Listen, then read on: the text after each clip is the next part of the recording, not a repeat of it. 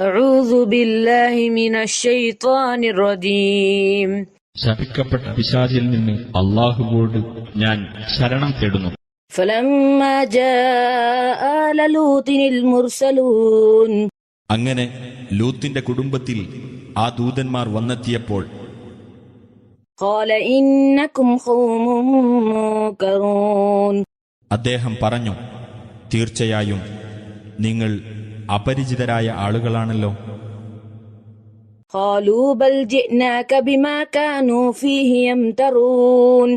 ആ ദൂതന്മാരായ മലക്കുകൾ പറഞ്ഞു, അല്ല, ഏതൊരു ശിക്ഷയുടെ കാര്യത്തിൽ ആ ജനങ്ങൾ സംശയിച്ചിരുന്നുവോ അതും കൊണ്ടാണ് ഞങ്ങൾ താങ്കളുടെ അടുത്ത് വന്നിരിക്കുന്നത്. وأتيناك بالحق وإنا لصادقون. യാഥാർത്ഥ്യവും കൊണ്ടാണ് ഞങ്ങൾ താങ്കളുടെ അടുത്ത് വന്നിരിക്കുന്നത്. തീർച്ചയായും ഞങ്ങൾ സത്യം പറയുന്നവരാകുന്നു.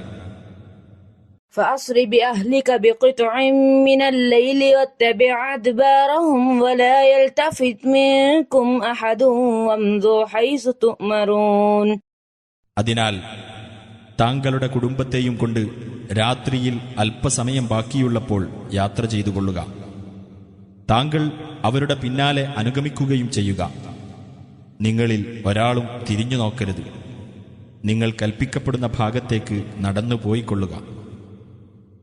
وقضينا إليه ذلك الأمر أن دابر هؤلاء مقطوع مصبحين.